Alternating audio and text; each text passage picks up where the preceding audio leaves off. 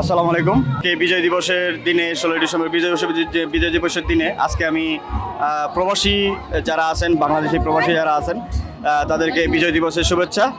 সকলকে বিজয় দিবসের আন্তরিক মোবারকবাদ। আমি মোহাম্মদ রতন মিয়া। আমি ট্রাভেল এজেন্সি থেকে আছি 2016 সাল থেকে। ইনশাল্লাহ আমি প্রবাসীদের জন্য কাজ করছি। যেমন যারা ইউরোপে যারা আছেন তাদেরকে নিয়ে আমি কাজ করছি 2016 সাল থেকে। ইন দ্য মিন টাইম আমাদের যেই প্রভাব আছে, যে আমাদের রেমিটেন্স প্রভাব, যে আমাদের মূল টার্গেট বাংলাদেশের প্রায় 35% রেভিনিউ আসে আমাদের প্রবাসী মানে আয় থেকে। তো সেটাকে কিভাবে আরও ডেভেলপ করা যায়, সেটাকে আরও কিভাবে উন্নত করা যায়, এবং বাংলাদেশ থেকে যারা ইউরোপগামী আছেন তাদেরকে আরও সহজভাবে কিভাবে ইউরোপে শ্রমবাজারে মানে যোগ করা যায়, সেগুলি নিয়ে আমি অনেক দিন যাবৎ কাজ করছি আমার প্রতিষ্ঠান পুরানা পল্টনে।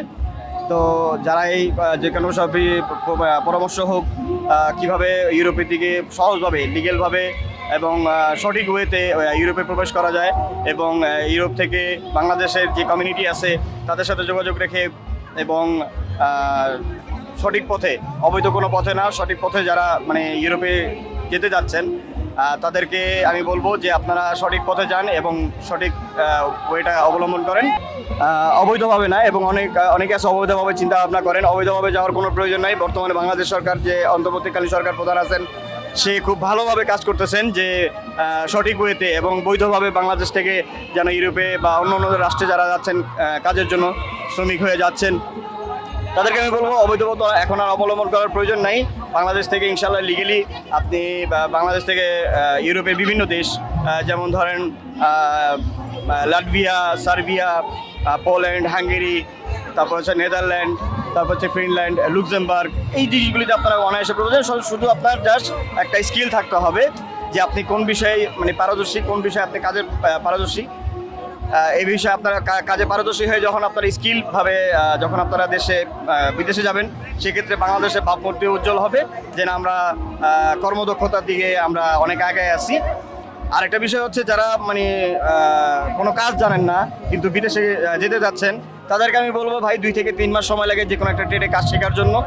সেক্ষেত্রে ওয়েল্ডিং হতে পারে, প্লাম্বিং হতে পারে, কনস্ট্রাকশনের যে কোনো কাজ হইতে পারে, তারপর হচ্ছে আপনার ফার্মিং হইতে পারে, তারপরে হচ্ছে আপনার ওয়্যার হাউস যেই কাজগুলি হয়, সাধারণ যে ফ্যাক্টরি কাজগুলি হয়, তারপরে হচ্ছে আমাদের এক্সিকিউটিভ লেভেলে যারা কাজ করেন, যারা হচ্ছে সুপারভাইজার, ম্যানেজার বা একটা সাইট ম্যানেজার থাকেন, এই ধরনের কাজগুলি যারা জানেন তারাই ইউরোপের জন্য অ্যাপ্লাই করেন। সেক্ষেত্রে দেখা গেছে আমাদের কাজগুলি করতে সুবিধা হয়। স্কিল দেখাইলে ওরাও আগ্রহ করে যে আমাদের স্কিল ওয়ার্কার প্রয়োজন, ওরাও আগ্রহ করে। যেমন বিভিন্ন ধরনের কোম্পানির বায়াররা যখন বাংলাদেশে আসেন, ডেলিগেটররা যখন আসেন, তখন ওরা স্কিল ওয়ার্কার খোঁজেন, ওরা ইন্টারভিউর মাধ্যমে ওরা নিতে চায়। সেক্ষেত্রে ইন্টারভিউ যখন মানে আপনি পাস করবেন, বেসিক ইংলিশটা মোটামুটি ওরা চায়, ইন্টারভিউতে পাস করবেন, সেক্ষেত্রে আপনার কোনো জটিলতা থাকবে না ইউরোপের যে কোনো দেশে মুভ করার জন্য। বাংলাদেশ থেকে আমরা চিন্তা করি আসলে ইউরোপে মুভ করার জন্য অনেক কঠিন, অনেক কষ্টসাধ্য একটা বিষয়। আসলে এরকম কিছুই না। জাস্ট আপনারা স্কিল ডেভেলপ করেন, বাংলাদেশ থেকে স্কিল ডেভেলপমেন্ট যেই ইনস্টিটিউটগুলি আছে তাদের সাথে আপনারা যোগাযোগ করেন। দেন তারা আপনাকে যে কোনো ট্রেডে আপনি যেটা ফ্রুটফুল মনে করেন যে আপনি এই কাজটা পারবেন, সেক্ষেত্রে আপনি ওইখানে যে কাজ শিখেন, 2-3 মাস কাজ শিখলে আপনার একটা কাজের আইডিয়া হবে এবং কাজে এক্সপার্টিজম কাজ করতে করতে হয়। সেক্ষেত্রে আপনার কাজ শিখে ওখানে যাওয়ার পরে কাজ করতে করতে মোটামুটি আপনারা এক্সপার্ট যেই বিষয়টা সেটা চলে আসবে। এইভাবে যদি আপনারা বাংলাদেশ থেকে যান, তাহলে কি হবে, বিদেশে আমাদের ভাবমূর্তি উজ্জ্বল হবে, বিদেশ থেকে আমাদের রেমিটেন্সটাও বাড়বে, আমাদের যে অর্থনৈতিক যে প্রবৃদ্ধিটা আছে সেটাও আস্তে আস্তে বাড়বে।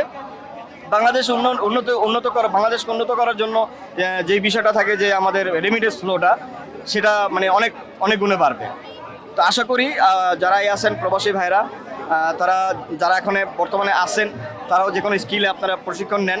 বাংলাদেশ থেকে যারা মানে আগ্রহী যে আপনারা ইউরোপে যে কোনো দেশে যাবেন অথবা মিডল ইস্টে যে কোনো দেশে যাবেন, আপনারা প্রপার ওয়েতে যে কোনো একটা ইনস্টিটিউটের মাধ্যমে আপনারা কাজ শিখে একটা স্কিল ডেভেলপমেন্ট করে দেন আপনি বিদেশে গমন করেন। এতে করে কী হবে, আপনার ওখানে যে অবৈধভাবে কোনো মানে যে কাজ নাই, কাজ পাচ্ছি না, আমার কেউ নাই, আমি সহযোগিতা পাচ্ছি না, আপনি যদি কাজ জানেন সেক্ষেত্রে আপনি অবশ্যই যে কোনো কোম্পানিতে আপনি যদি আপনার সিভি ড্রপ করেন, সেক্ষেত্রে ওরা কিন্তু অ্যাকসেপ্ট করে। এরকম নজির আছে যে কাজ শিখছে, কাজ শেখার পরে ওই অবৈধভাবে গেছে, বাট ওখানে কোম্পানি ওকে রিসিভ করে বাস কাগজপত্র দিয়ে দিছে, ও কাজ করতেছে। এরকম রেকর্ডও আছে বাংলাদেশি প্রবাসীদের ক্ষেত্রে। তো আশা করব যারা মানে প্রবাসী হিসেবে যেতে চাচ্ছেন, প্রবাসী হতে চাচ্ছেন এবং রেমিটেন্স যোদ্ধা হতে যাচ্ছেন, তাদের যে কোনো পরামর্শ হোক প্রবাসী টিভির মাধ্যমে আমাদের সাথে যোগাযোগ করতে পারেন। যে কোনো পরামর্শ হোক আমরা দিতে প্রস্তুত আছি এবং প্রবাসী ভাইদের জন্য কাজ করতেছি ইনশাল্লাহ।